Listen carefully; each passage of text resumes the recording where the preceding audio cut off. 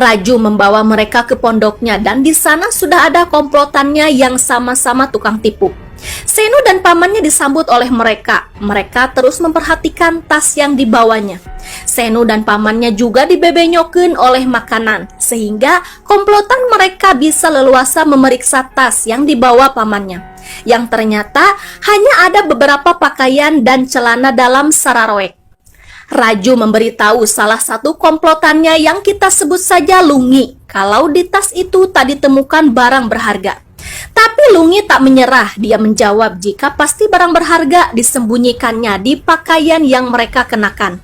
Setelah itu Lungi menawarkan kamar untuk mereka beristirahat, berharap bisa mendapatkan apa yang mereka incar. Mereka dibawa ke sebuah kamar dan rebahan di sana. Saat itu Narsimha ingin minum dan keluar hendak mengambil air. Di sana dia mendengar seorang pemuda menghubungi ibunya jika dia akan pulang ke Chennai. Narsimha menghampirinya dan berkata mengapa pemuda itu berbohong kepada ibunya, yang jelas-jelas ini adalah Chennai. Pemuda tahukannya kepada Senu. Banu. Saat itu Bai menghubungi Banu menanyakan persiapan pernikahan anak-anak mereka. Banu berkata jika pernikahan itu akan dilakukan di Sarjah karena pendeta mengatakan jika Sarjah tempat yang baik dilakukannya pernikahan dibanding India. Mau tidak mau, Bai pun setuju dan secepat mungkin akan terbang ke sana. Dimple mengatakan tidak masalah Anjali akan menikah di Sarjah atau India, tapi dia bertanya apakah Bai tidak takut menyerahkan Anjali kepada Rohit karena diketahui Rohit seorang pemerkaos dan pembunuh. Bai menjawab dia tak peduli apapun karena Anjali bukan anaknya. Anjali adalah anak kakak laki-lakinya. Dimple mengutuk Bai karena Bai mengorbankan anak saudaranya demi bis sangat besar. Dia membodohi Dimple kalau dia adalah penggemarnya. Dia berkata jika dia tahu Bai menjadi kaya atas bantuan Dimple, maka dari itu dia menjadikan Dimple sosok inspirasi. Dimple termakan omongan Senu dan Senu memperkenalkan kalau namanya adalah menantu. Dia berkata jika Dimple sangat ditakuti semua orang. Dia menggunakan namanya untuk memeras orang lain dan mampu menghasilkan uang. Sebagai bukti, Senu memberikan uang yang ia klaim uang hasil pemerasan atas nama Dimple. Perkataan Senu menjadikan Dimple di atas angin dan setuju untuk menjadikan Senu ada hubungan dengan keluarga terlihat termenung. Anjali bingung dengan masalah yang ia hadapi. Dia memiliki dua sahabat karib, yang satu bernama Catherine akan melangsungkan pernikahan dan yang satunya akan melahirkan. Mereka meminta agar Anjali datang ke hari penting tersebut. Sialnya hari itu bersamaan. Dia bingung harus bagaimana. Lalu Senu mendapatkan ide akan membawa Anjali di hari yang sama ke tempat mereka. Dia meminta Dimple menyewakan pesawat pribadi untuk urusan cintanya. Dia berjanji akan memberikan Dimple uang karena pacarnya orang kaya. Dan Dimple pun setuju. Dia memesankan pesawat tersebut dan Senu pun berhasil membawa Anjali ke tempat kedua sahabat Anjali.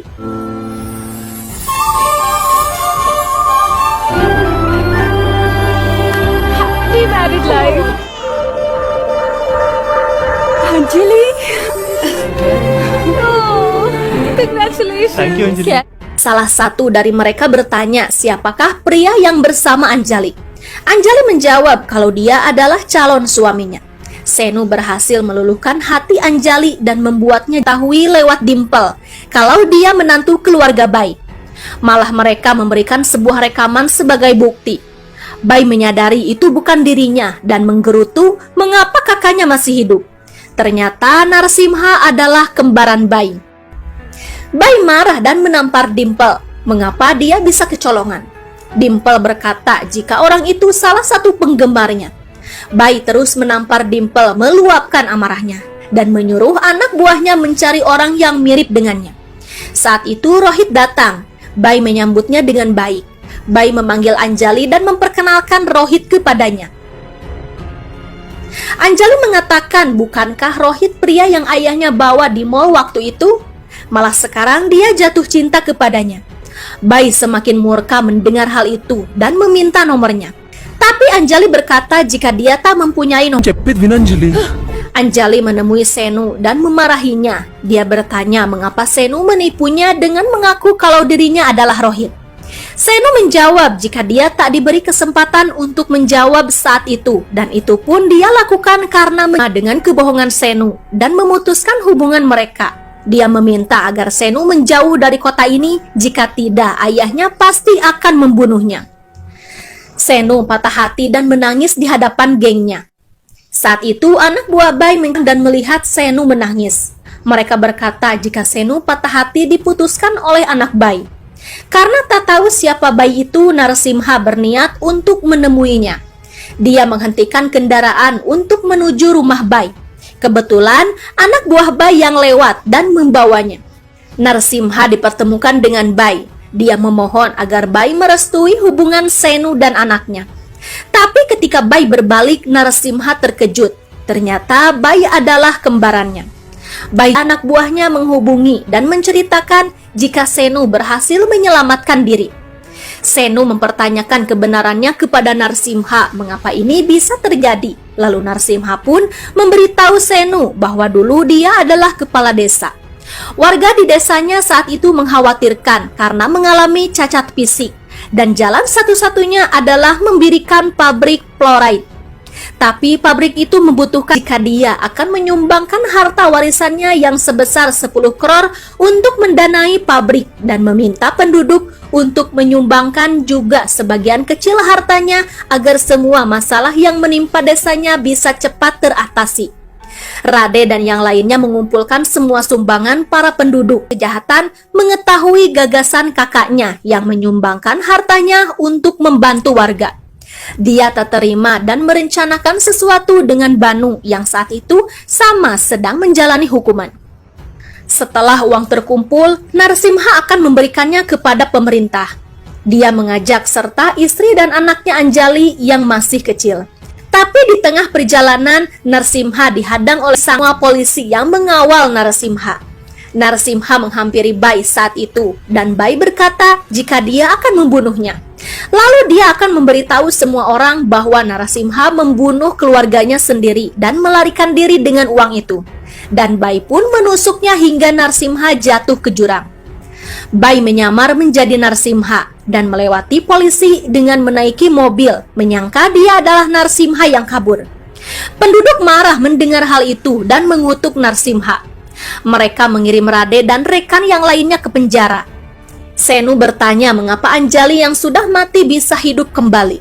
Lalu Rade menceritakan jika di saat mereka masuk penjara, Bai dan Banu keluar dengan menyogok polisi. Bai berkata kepada Rade bahwa dia sudah membunuh Narasimha, tapi Anjalinya masih hidup. Dia mewarisi kekayaan Narasimha, maka dari itu Bai akan membesarkan Anjali sampai umur 20 tahun. Anjali dicuci otaknya oleh Bai. Dia mengatakan jika ayahnya membunuh ibunya, lalu kabur dengan uang penduduk. Mulai saat itu Anjali membenci ayahnya dan memanggil Bai dengan panggilan ayah. Narasimha terkejut mengetahui bahwa putri kandungnya Anjali masih hidup. Tapi dia bersedih karena Anjali sudah membencinya. Senu berjanji akan mengubah kebencian Anjali menjadi cinta dan akan merebut kembali harta yang dicurinya. Juga dia akan membersihkan nama Narasimha di desanya. Dan mereka pun ke Sarjah. Senu, Narasimha juga yang lainnya tiba di Sarjah untuk menghentikan pernikahan Anjali dan Rohit. Bai sudah ada di kediaman Banu. మావా వెళ్ళు Narasimha menggantikannya masuk ke dalam mobil itu, dan dia pun dikirim ke rumah sakit. Banu panik mendengar kecelakaan Bai dan datang ke rumah sakit. Tapi dia mendapat kabar kalau Narasimha dan gengnya pergi ke Sarjah. Dimple bertemu dengan Senu. Di sana dia marah-marah karena Senu menempatkannya dalam masalah.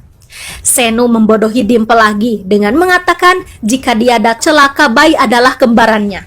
Dia memperlihatkan kembarannya dan meminta Dimple menyekapnya karena jika Dimple menyekap dan menyiksanya, pasti dia akan dipuji oleh Bai.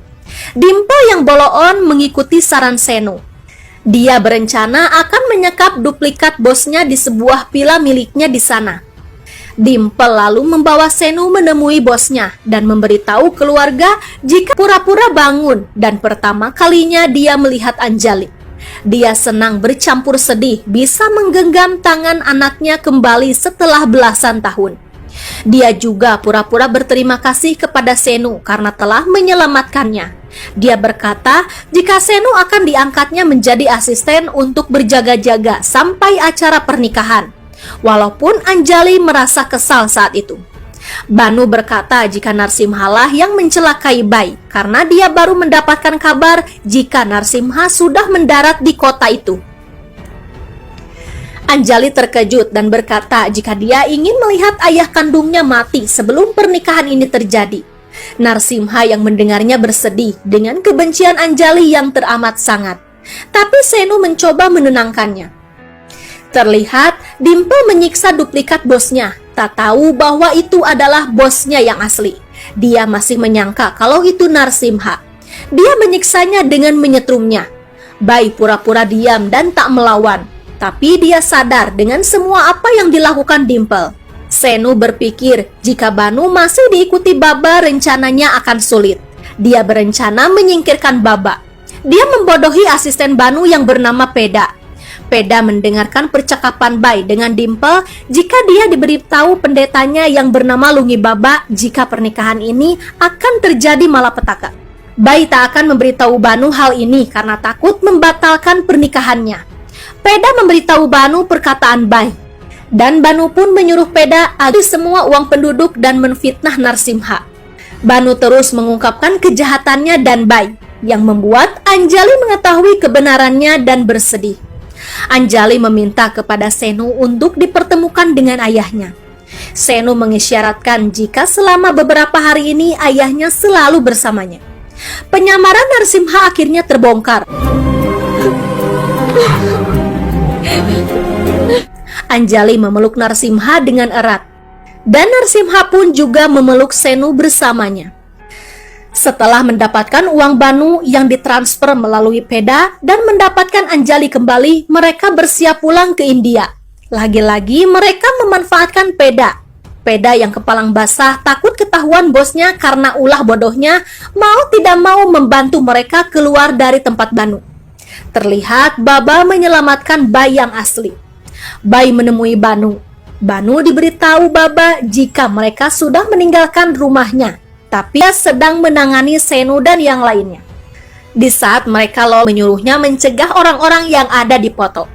Setelah dilihat, petugas menyadari jika mereka sudah lolos pemeriksaan dan hendak lepas landas, Senu dan kawan-kawan sudah terbang. Mereka bersorak gembira bisa meninggalkan Sarja. Di saat mendarat di bandara, Narsimha kebelet pipis. Dia masuk ke toilet, dia membuat Bai pingsan, dan giliran Bai menyamar menjadi Narsimha. Tanpa curiga mereka pergi bersama-sama. Dimple sempat tak enak hati karena pandangan Narsimha sangat berbeda kepadanya. Senu mengungkapkan jika dia merekam kejadian di saat Banu mengungkapkan kejahatannya. Bai masih menyembunyikan amarahnya. Lalu dia menanyakan uangnya. Senu berkata jika uangnya diamankan oleh Rade. Mereka berhenti di suatu tempat di mana Rade telah menunggunya. Rade memperlihatkan uangnya yang begitu banyak. Di saat itu, Banu dan yang lainnya mengepung mereka. Terlihat Narsimha terluka. Tapi Narsimha tak mempermasalahkannya.